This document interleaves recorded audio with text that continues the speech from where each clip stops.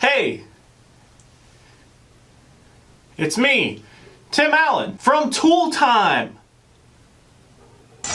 What is going on, guys? So today we're back with another video. Today we're actually going to be looking at the top 5 bulk type Pokemon, the top 5 bug type Pokemon that I think you guys should look into inside of the Jungle Cup. So at the beginning of every cup, I like to take all the typings and kind of like sift through some of them and look at some different options as far as like entire typings go and try to relay which ones I think you guys should be looking into just off the start. Just something to get your brains going, give you a little bit of homework, and maybe have you do some little research and figure out which Pokemon fits your playstyle the best. Out of the bug typings, I do have 5 different bugs that I think you should look at, but it kind of isn't necessarily like 5 bugs. It's more or less like a specific subtyping of bugs, I guess. So let's actually get into our first bug type here, which is actually going to be Forretress. Now, you could also substitute Scizor in here just as well, because it's not necessarily Forretress that I'm speaking on. It's more or less the bug steel typing because of how strong it is in this cup. So Forretress and Scizor both do carry that bug steel typing, which makes their only weakness actually fire. And inside of this cup, there aren't any big contenders that actually utilize a fire type move. So they pretty much go uncontested when it comes to their typing, which really makes it a very, very strong option here. Now, Forretress is in this list not only because he's just an amazingly bulky Pokemon, but he has access to a pretty good array of moves. He does have a steel type move, a rock type move, and even a ground type move. So he's got a lot of different options on how to build him so that you can kind of build it to play and to fit into your team and your playstyle really well. Scizor also kind of fits this because it does have a steel type charge move. It does have a dark type charge move as well, which I do think is very interesting. So it does kind of have a little bit of versatility as well, just not quite as much, but it is way more of a like attack heavy Pokemon rather than Forretress, because Forretress does carry a little bit more bulk on its side. So Scizor can kind of be a glass cannon, but with an uncontested type weakness like it does have in this cup, it kind of evens out to be a pretty good Pokemon. So let's actually take a look at some of the more intricacies of our Forretress here. We can actually do this in PvPoke. You can see that we have our Forretress setup here. This is just not necessarily like a deep dive move set or anything that I've looked into, just picking some moves that I think are kind of interesting on Forretress. Bug Bite, Earthquake, and Rock Tomb. Just throwing a move set out there with 1 shield for us, 1 shield for the entire Jungle Cup there. You can see once we hit battle here, you can see 80 wins, 59.7% of the cup is locked in for us, which is pretty interesting.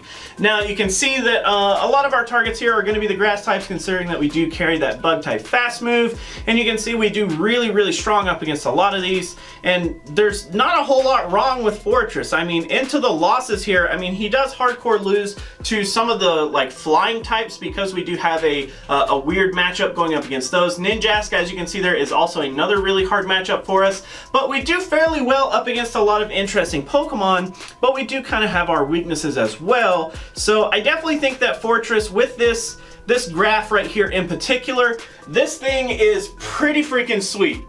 And I don't think that Forretress should be slept on at all. I definitely think that you guys should definitely check him out. So our next little sub-typing that we have is the bug and flying types. Now the 2 specifically that I was looking at for this typing is Masquerain and Scyther. So out of these 2 Pokemon, it's very, very important that we resist as much of our fighting damage as we possibly can, because we know that Vigoroth is going to be the king of the jungle here. We basically need to be able to have something on our team that helps us resist a lot of that fighting type damage. So the bug and flying type is really strong, not only for that, but because it actually does have flying type moves, it actually does help against some of the other bug types that we're going to be seeing. Plus, it will actually help do a lot of neutral damage to the actual rest of the cup outside of our normal bug type damage. Plus, it also does help us have some more coverage even on top of the bug type damage for the grass types. So it's very plus for the bug and flying types all around.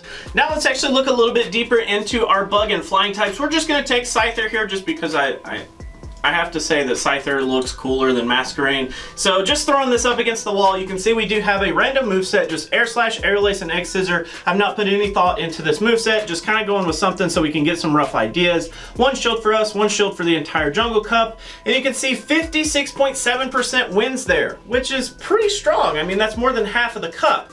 And just like before, I mean, we do have a lot of targets inside of the grass typing because we do have that flying type fast move, and you can see some of the bugs do show up here as well. Looks like most of the bugs actually. Once we get down into our losses, you can see that a lot of the electric types are going to be able to target us because we don't have any kind of resistance to any of that damage. That flying type actually makes us weak to that electric type damage, whereas rock also is going to be insanely good up against this. It's going to be a super duper weakness for us. So we do have a pretty concrete set of weaknesses that we have to work around.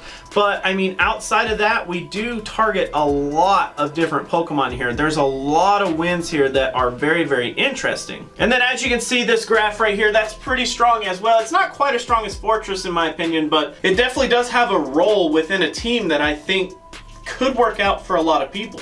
Next, we do have Haircross, so Haircross is a very interesting pick this month because it does have access to that fighting type.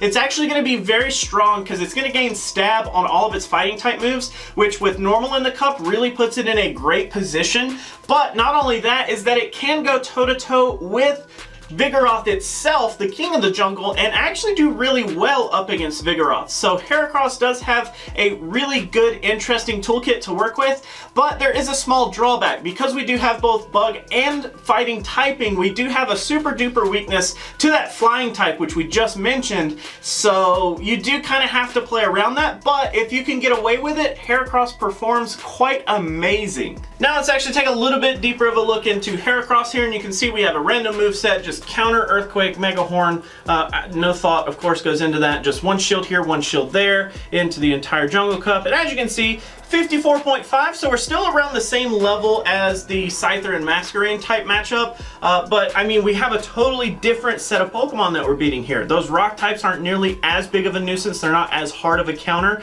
because we are going to be able to do a little bit of super effective damage right back to them, while we do still have a ton of the grass types showing up here with a lot of the normal types showing up as hard counters. We do have that earthquake to try to help us up against some of the electric types, which you can see is kind of rough. It's not as clean cut with the electrics as I'd like, but hard counter wise, you can see we do get kind of wrecked by some of the other bugs. Mainly the ones that have access to flying type moves do really well here. And then we do have Celebi, Venomoth, and Butterfree, all confusion users there, which are pretty strong. And we just have some interesting matchups. You can see a lot of the flying types show up here. Venusaur and Ivysaur do show up here as well. Just some interesting stuff, but it's kind of a different niche depending on what your team has that Haircross can kind of fit into. So looking at this graph here, that's actually pretty strong as well. I mean, it's still more in line with the Scyther and the Masquerain. It's not nearly as good as the Fortress. It is more evened out than the Fortress, whereas Fortress was more like onto the right side, meaning that there's a lot more wins there, which I mean, Fortress is just a beast in itself. I definitely think he's gonna be top bug for the month, but I mean, Haircross definitely is gonna be strong this month. Thank you. So our next little subtyping here is actually going to be the bug and poison typing, and Beedrill is a big contender here because Beedrill actually does kind of similar to the bug and flying types. It's kind of a interesting mix because we do have that poison typing that's going to be good up against most of the meta as a neutral damage move, and then it's actually going to be hitting pretty hard up against the grass types. So if we went with a move kind of like Poison Jab or something like that as a fast move, we have a really big specialist towards the grass types and then a pretty neutral attacker up against most of the other things. So it almost is like a generalist plus. It's like it's a really good generalist plus it's really good up against the grass types because Poison Jab's not going to be resisted by too much, and then on top of that, grass types are going to take super effective damage. Beedrill's definitely got a lot going for it there. Plus, with that poison typing, it is going to actually help it resist a lot of that counter damage like we've been talking about, and I definitely think that's going to be a big deal this month. Anything that can counter the counter is going to be really important because the king of the jungle is going to get you if you don't have anything to stop that counter damage coming off of Vigoroth. Next, let's actually look at our Beedrill here, and, you know, of course, just like before, just a random moveset. It is auto-selected, just Poison Jab, X-Scissor, and Sludge Bomb, while we do have a shield for ourselves, a shield for the entire Jungle Cup. Once we hit battle, whoa, 74.6% of the cup is freaking locked away. That is crazy. So some of our bigger wins here, of course, are going to be the grass types. There are going to be some electric types sprinkled in here as well. Mainly the grass types, though, as you can see. Then we start to get into some of these normal types that we're doing basically just neutral damage to, but we're able to just chip away really heavily with that poison jab, just doing really good damage.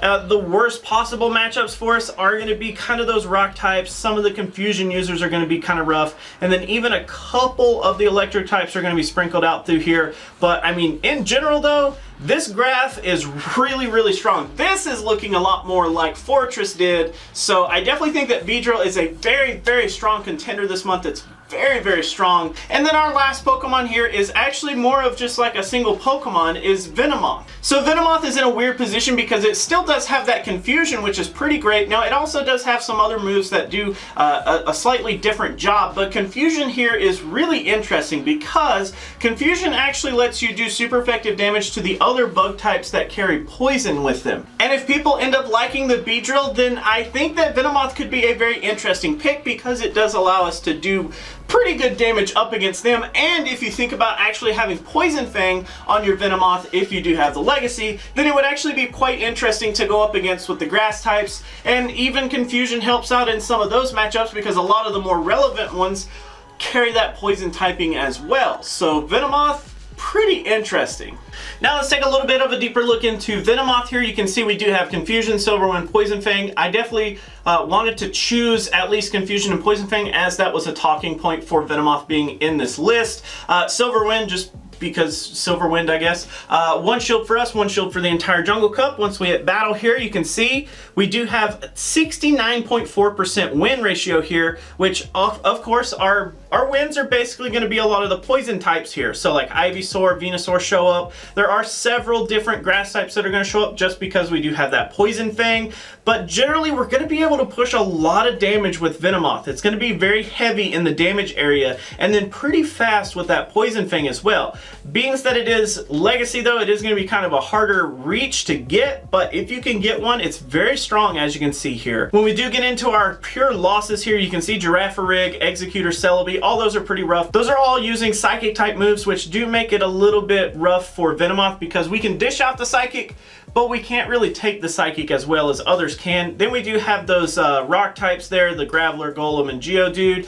Then we do have Butterfree, and then it just kind of starts to trickle into some of the other Pokemon that we lose to, which is very interesting. I definitely think that Venomoth is pretty strong, and if we have a look at this graph here, it's also looking pretty close to where Fortress was. It's really strong, and I don't think that you'll be disappointed if you try to use Venomoth in a certain team composition. I definitely think that it is going to work for a lot of people in their favor if they give it a try. So that is actually going to be it for the top 5 bug type Pokemon, guys. Thank you so much for hanging out. Thank you so much for watching. Let me know down in the comments which bug types are you looking at this month, because of course this isn't all of them. These are just kind of the top 5 that I've kind of like picked through. I did look through PvPoke's ranking page and tried to, I was originally just going to take the top 5 bugs that showed up there, but I figured I'd try to like kind of pick through those and figure out why they're there more or less and kind of clump some together, because if we talked about Fortress and Scizor as 2 separate Pokemon, they're basically doing the same thing. So I tried to give a little bit more variety by spicing it up a little bit, if you will. So thank you guys so much for hanging out. Thank you so much for watching. Always remember that if you have a deep dive, you can put it down in the comments below. We'll get it added to the spreadsheet so that we can go for that. So that is actually going to be it for this video, guys. Thank you so much for hanging out. Thank you so much for watching. Always remember that if you like to like videos, you can do that, but if you don't, you can be that guy. Otherwise, let me know what you have to say down in the comments below. And until our next video, I will catch you then.